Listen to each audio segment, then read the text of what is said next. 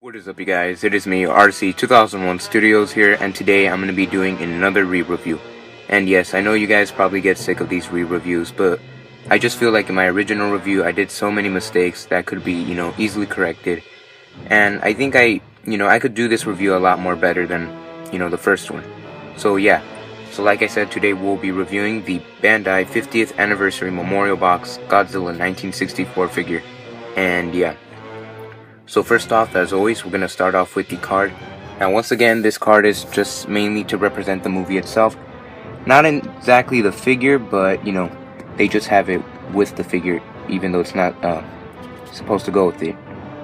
Well, I mean, it is supposed to go with it, but like I said before, it's mainly just to advertise the movie. So, in my original review, I actually did a mistake. I actually called this Godzilla vs. Mothra, when in fact, this actually says Mothra vs. Godzilla.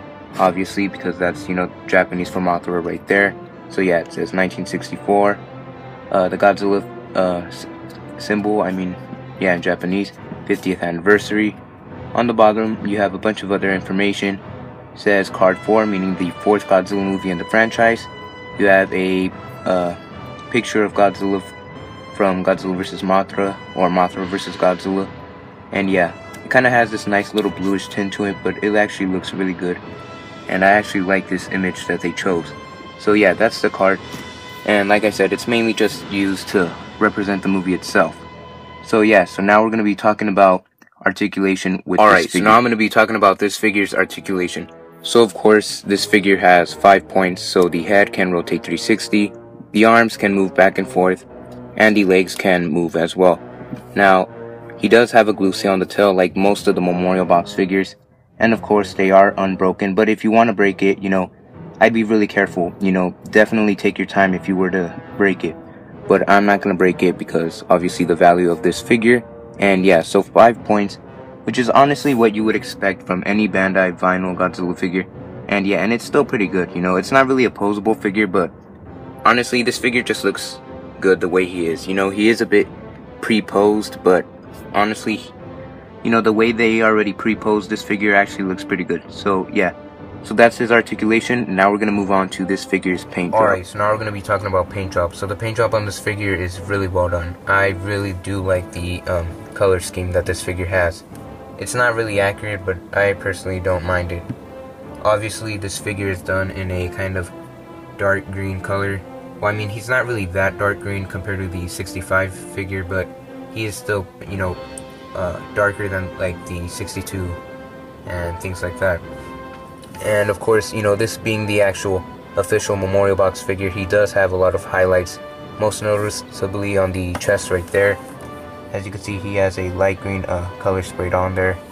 He also has some highlights on the kneecaps, so you have really nice green highlights right there. And yeah, he also has another light green highlight right there on the side of his torso. And yeah, as you could kind of see it right there. He has another, light green highlight right there as well. You could kind of see it. Yeah, you could kind of see it right there. And his hands actually are a different color compared to the other parts of his body. They are a light green color as well. His fingernails are done in a kind of, I would say, bone white color. Yeah, they kind of have a nice kind of look, tannish look to them. Not really tan, but a beige look. And yeah, his eyebrows on this figure, the eyebrows are done in a kind of light olive green color. And they do have a bit of a kind of glossy look to them, as you can see there, because they are a bit shiny. And yeah, what else? His dorsal fins, they're not really a bone white color, but they are a bit of a white color, mixed with some kind of metallic, I guess, because they do have a bit of a shine to them, as you can see. Like, if you look at this figure in the light, they definitely do look a bit shiny. And yeah, his mouth has a pinkish color, as you can see there. And yeah, so the paint job on this figure is really well done. Like I said, of course, this is not accurate, but still, it's really well done because you could still identify this figure as a 64 figure due to his sculpt. And yeah, so the paint job on this figure is really well done. And yeah, so now we're gonna move on to sculpt and detail. Alright, so now I'm gonna be talking about sculpt and detail with this figure. So in terms of this figure sculpt, it is absolutely amazing. You know, if you're a fan of the 1964 suit, you're gonna be very impressed with this figure.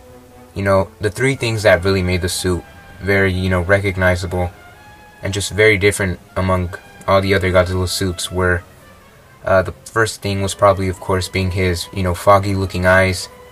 Second, his eyebrows, of course. That was probably the one thing that really made this suit be kind of, you know, differentiate itself.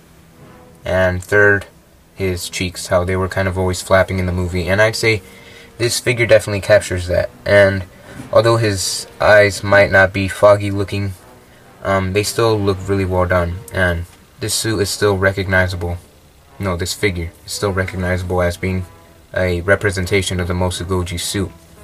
And yeah, so I mean, everything about this figure is really well done. Of course, this is a brand new sculpt coming from the memorial box, and it's definitely a great one. Definitely the best. I'd say the best would probably be the 84, but then again, that is my favorite suit, so of course I am going to be a little bit biased. Second, probably the 62 or something, and then third, this. But yeah, this figure is just overall really well done. His arms are nicely sculpted. Of course, his hands, they kind of have those four fingers, kind of like how some of the suits did. His eyebrows as well are really nicely sculpted, and they definitely stand out on this figure.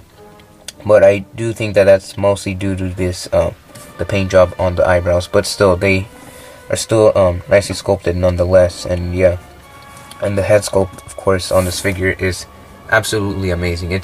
This figure is a major improvement from Bandai's first attempt at making a 64, you know, Godzilla figure. Because this figure just basically blows that one out of the water in terms of sculpt. And overall, the likeness, too. And yeah, pretty much everything about this figure is really nicely sculpted. His body mold's really nice. Dorsal fins are really good as well. And a lot of people tend to have a problem with this specific dorsal fin. Now, I did kind of have a problem with it in the past, but I'm kind of used to it by now. And honestly, I kind of like the way that they did it, because it is actually kind of like how it was in the movie. Because in the movie, this dorsal fin, or his dorsal fins, were actually kind of crooked, as you could see with this figure. The dorsal fins are not aligned, but that's kind of how it was on the suit itself.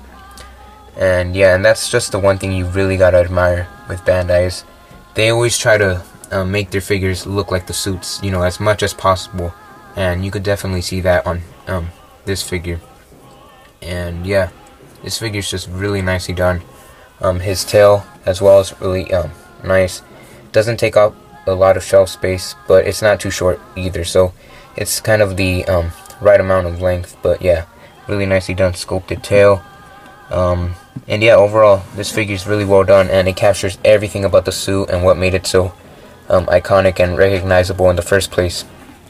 And yeah, and I love this figure. The sculpt on it is really well done. Like I mentioned, you could pretty much basically look at this figure at any angle and he looks good. And I think, you know, when a figure does that, where you could basically look at it at any angle or any light and where it looks good, I think that that's, you know, an accomplishment from Bandai and stuff. And yeah, it's definitely a really well made figure. So in terms of detail, the detail on this figure is really well done. His skin detail really pops out on this figure. It's really well defined, as you can see, and it definitely stands out. And he does have, you know, a lot of big looking scales on this guy. And yeah, so of course we're gonna start off at the head first. So the head is really nicely done. Of course, you got his eyebrows, then you have those nice little ridges right there on the top of his head. Those are nicely done as well. You got his cheeks. There's some nice little like texturing going on his cheeks and on his nose. Just gonna wait till the camera focuses, but yeah, you could definitely see it there. Looks really nicely done. The side of his head, of course, he has a lot of nice details. Really nice skin detail as well.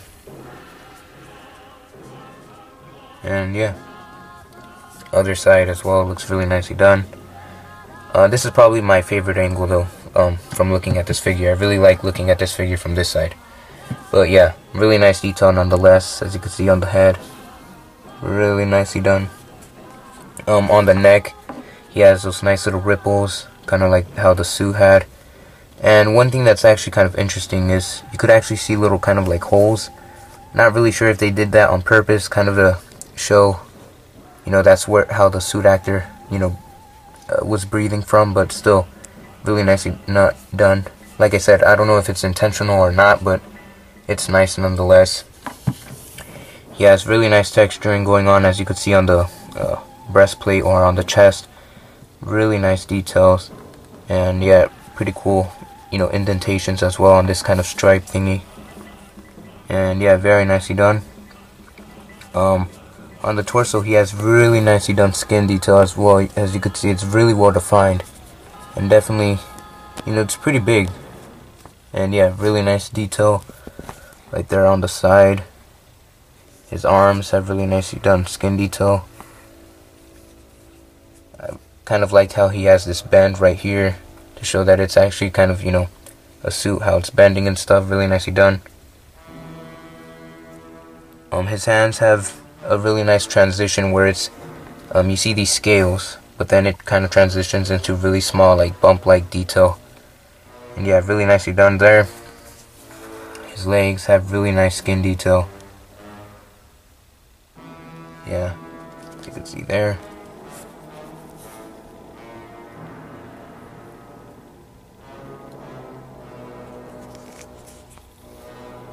Right there on the torso as well, nice scales. And it's really nicely textured as well. On the kneecaps as well, he's got these nice little bumps and stuff. Really nicely done. As well as on the tail, really nice skin detail. And on the dorsal fins themselves. So yeah, in terms of this figure sculpt and detail, it's really nicely done. And yeah, this is one of Bandai's most screen accurate vinyls to date. So now I'm going to be giving my final thoughts with this figure. Alright, so now I'm going to be giving my final thoughts with this figure. So overall, you guys, I highly recommend this figure. If you're a fan of the 1964, you know, Godzilla suit, just like me, then pick this figure up because it is really well done. And it is one of the most screen accurate Bandai vinyls that's ever been produced. And this figure is definitely a major improvement from the 8-inch one. I could just tell you that right off the bat. And yeah, everything about this figure just screams, you know, Mosu Goji. And there's just honestly anything that I really can't complain about. Everything about this figure looks nicely done. The head sculpt is amazing, captures everything, you know, of the suit. I mean, look at, here's the card and there's the head. It pretty much looks, you know, identical. And yeah, everything about this figure is really well done. Articulation is what you would expect, but it's still good.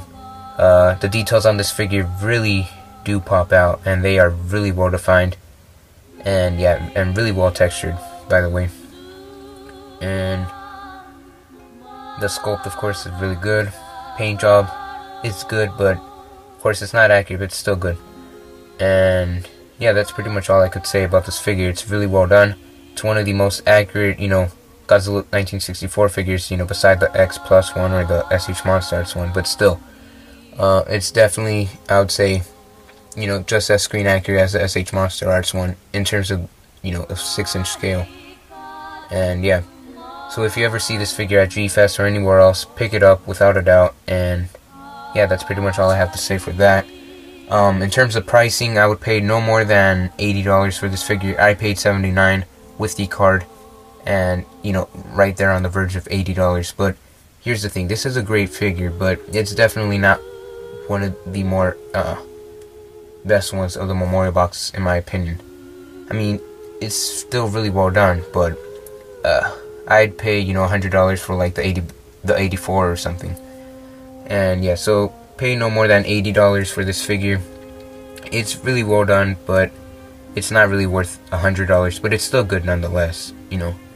And yeah, and definitely try to get it with the card, just to make, you know, if you were to get this figure for more of a more expensive price, just to make it more justified, just get it with the card. So overall, you guys, highly recommend this figure. please remember to like, comment, subscribe, and I'll see you guys next time.